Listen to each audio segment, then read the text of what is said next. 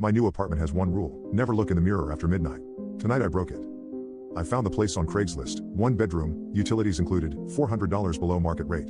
The catch was, according to the listing, that the apartment came with one non-negotiable rule. I assumed it would be something typical: no loud music after 10 p.m., no smoking, no pets. But when I met Mrs. Castillo, the elderly landlady, she gripped my wrist with surprising strength and locked eyes with me. "Never look in the mirrors after midnight," she said. "Cover them if you must stay up late." I laughed awkwardly, waiting for her to crack a smile. She didn't. "This is a joke, right?" Her expression remained grave. "This building has history, dear. Old mirrors absorb things over time. Especially these, they've been here since 1932. I nodded politely, figuring she was just eccentric. The rent was too good to pass up, and the apartment itself was charming: hardwood floors, crown molding, and yes, several ornate vintage mirrors that came with the place. The largest hung in the hallway between the bedroom and bathroom, a full-length antique with an elaborate gold frame. There were two others, one above the bathroom sink and a smaller decorative one in the living room. I signed the lease that day. Mrs. Castillo handed me the keys and repeated, "Remember what I told you. I'm serious, dear. Never look in the mirrors after midnight." The first week passed uneventfully. I worked from home as a graphic designer, so I kept odd hours, but I dutifully covered the mirrors with spare sheets whenever I worked past midnight.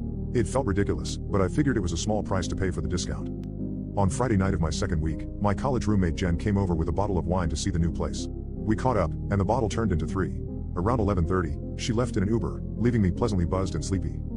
I fell asleep on the couch and woke suddenly at 1:18 a.m., my mouth dry, head throbbing. I stumbled to the bathroom for water and Advil, forgetting in my groggy state about Mrs. Castillo's rule. I flipped on the light, filled the glass, and automatically glanced up at the bathroom mirror. The reflection wasn't quite right. It took my wine-addled brain a second to process what I was seeing. My reflection's movements were just slightly delayed, perhaps only a fraction of a second, but noticeable enough to send a chill down my spine. I blinked. My reflection blinked a beat later. I told myself it was just the alcohol playing tricks on me. But as I stared, paralyzed by a growing dread, my reflection's expression changed. While my face showed fear, its mouth curved into a knowing smile. I stumbled backward, nearly falling into the bathtub. When I looked again, the mirror showed only my terrified face, movements perfectly synchronized with my own. I splashed cold water on my face, hands trembling, and hurried back to the living room, avoiding looking at the hallway mirror as I passed. The next morning, I convinced myself it had been a dream or alcohol-induced hallucination. I spent the day working, ordered takeout, and by evening had nearly forgotten the incident. Until 12:04 a.m., when my bathroom sink started running on its own. I was in bed reading when I heard it, the unmistakable sound of water hitting porcelain. I froze, listening intently to make sure I wasn't imagining it. The sound continued, so I reluctantly got up to investigate. In the dark hallway, I saw light spilling from under the bathroom door. I was certain I'd turned it off before bed. My hand hovered over the knob, anxiety prickling my skin. When I finally pushed the door open, the sink was running full blast, steam rising from the hot water. And the mirror was uncovered. I didn't remember removing the hand towel I draped over it. As I reached to turn off the faucet, I caught movement in the mirror from the corner of my eye. Despite every instinct screaming not to look, I did. My reflection stood motionless, staring directly at me while I was still in motion. Then it smiled, a wide, unnatural grin that stretched too far across its face. Its eyes were darker, and something about the quality of its skin seemed wrong, like wax left too long in the sun. I backed away, but my reflection stayed put, watching me with that terrible smile. It raised a finger to its lips in a shushing gesture, then pointed at the clock on the wall behind me. 3:33 a.m. But that was impossible. It had just been midnight moments ago. I spun around, the bathroom clock indeed read 3:33. When I turned back to the mirror, my reflection was gone completely. The mirror showed only the shower curtain behind me. I ran from the bathroom and grabbed my phone. It also read 3:33 a.m. Somehow, I'd lost over 3 hours. The next day, I called Mrs. Castillo. I looked in the mirror after midnight, I confessed. The silence on the other end lasted so long I thought we'd been disconnected. "Which mirror?" she finally asked, her voice trembling. "The bathroom one. And I think something's wrong with my reflection now." "Listen carefully," she said. "The mirrors are connected. They're doorways, in a sense. What comes through one can use the others. You need to cover all of them, immediately. Use something dark, not white or transparent. And whatever happens, don't answer if it calls your name." "If what calls my name?"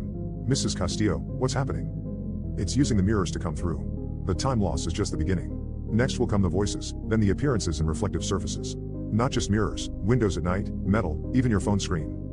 I glanced nervously at my dark phone screen sitting on the table. "How do I stop it?" "You can't, not completely. Not now that you've made eye contact. But you can contain it. Cover the mirrors. Salt the thresholds. And whatever you do, don't look at your reflection again between 3 o'clock and 4 a.m. That night, I covered every mirror with black trash bags and taped the edges securely. I laid salt lines across my doorways and windowsills, feeling like I was performing some bizarre ritual. Around midnight, the temperature in the apartment dropped dramatically, my breath visible in the suddenly frigid air. At 3:15 a.m., I heard my name whispered from the hallway.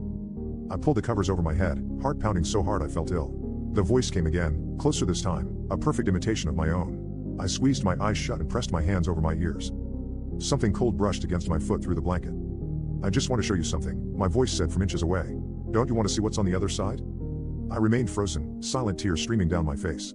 Eventually, the voice stopped, and the cold presence retreated. When my alarm went off at 7 a.m., I was still awake, still huddled under the covers. I broke my lease that day. Mrs. Castillo didn't protest, just nodded sadly and said, "It follows, you know. Not always, but sometimes. If it does, the rules apply wherever you go. No mirrors after midnight." That was 3 apartments ago. I keep moving, hoping to leave it behind, but it always finds me.